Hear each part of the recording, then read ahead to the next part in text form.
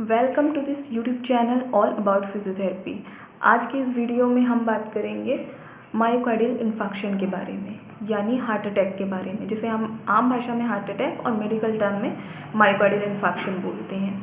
अब myocardial infarction या heart attack होता क्या है या क्यों होता है, इसके बारे में आज हम बात करेंगे और फिजियोथेरेपी ट्रीटमेंट इसके लिए क्या हो सकता है। ठीक है, तो आज पहले हम जान लेते हैं कि हार्ट का मेन फंक्शन क्या होता है। हार्ट का मेन फंक्शन होता है हमारी ब्लड को पंप करना पूरी बॉडी में। हमारी बॉडी में बहुत सारी नसें या फिर ब्लड वेसल्स होती हैं, जिसे हम आर्टरी और वेन कहते हैं, जो ब्लड को लाने और ले जाने का काम करती हैं पूरी बॉडी में। हार्ट की मसल्स को भी काम करने के लिए न्यूट्रिएंट्स की ज़रूरत होती है, यानी जो हार्ट का मेन काम होता है ब्लड को पंप करना, उसके लिए भी हार्ट की मसल्स को एनर्जी या न्यूट्रिएंट्स की ज़रूरत होती है। अब ये न्यूट्रिएंट्स कहाँ से मिलता है हार्ट को?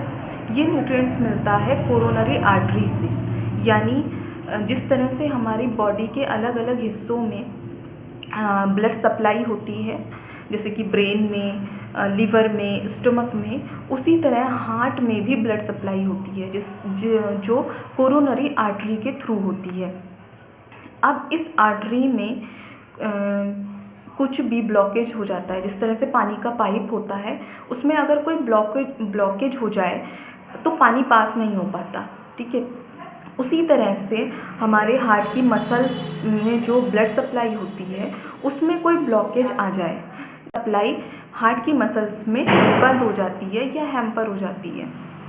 ठीक है, इस तरह से हार्ट की मसल्स को वो न्यूट्रिएंट, वो एनर्जी नहीं मिल पाती, जिस तरह से हार्ट की मसल्स जो हैं हार्ट को पंप करने में हेल्प करती हैं।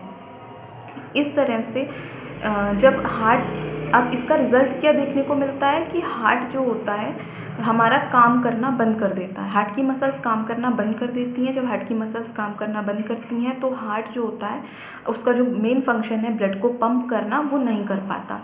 ठीक है, इस तरह से हार्ट फेलियर देखने को मिलता है। अब ये जो होता है मेल्स में ज़्यादा देखने को मिलता है फीमेल्स के मुकाबले। ठीक है, क्या क्या रिस्क फैक्टर हो सकते हैं इसके लिए, यानी किन लोगों में ज़्यादा संभावना होती है कि हार्ट अटैक हो सकता है?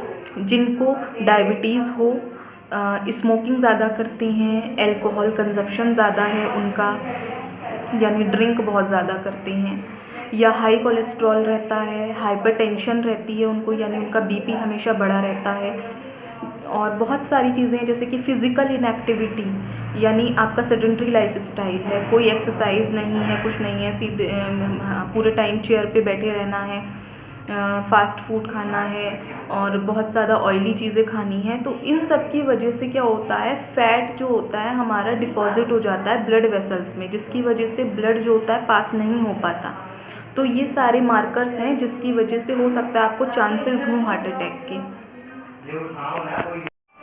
अब क्या क्या सिम्टम्स हमें देखने को मिलते हैं जब किसी को हार्ट अटैक होता है? तो पेन होगा हमारे चेस्ट में, लेफ़्ट साइड में, डिस्कम्फर्ट लगेगा हमें, कंजेशन लगेगा, यानी टाइटनेस लगेगी, सांस लेने में दिक्कत होगी।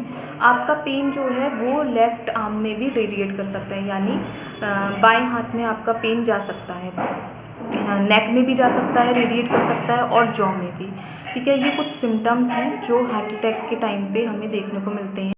तो ये एक ओवरव्यू था हार्ट अटैक के ऊपर। नेक्स्ट वीडियो में हम बात करेंगे कार्डियक रिहैबिलिटेशन के बारे में, यानी जिसको हार्ट अटैक हुआ है, हार्ट अटैक होने के बाद कोई सर्जरी हुई है, तो उसके लिए हम कौन कौन सी एक्सरसाइज कर सकते हैं ताकि हार्ट अटैक दोबारा ना हो, और ऑपरेट होने के बाद वो जो पर्सन है वो नॉर्मल लाइफ में वापस आ सके। क्योंकि सिर्फ रेस्ट करना ही हार्ट के लिए ज़रूरी नहीं है, फिज़िकल एक्टिविटी भी बहुत ज़रूरी है हमारे हार्ट को वर्क करने के लिए। तो बने रहिए मेरे साथ। नेक्स्ट वीडियो में हम बात करेंगे कार्डियक रिहैबिलिटेशन के बारे में।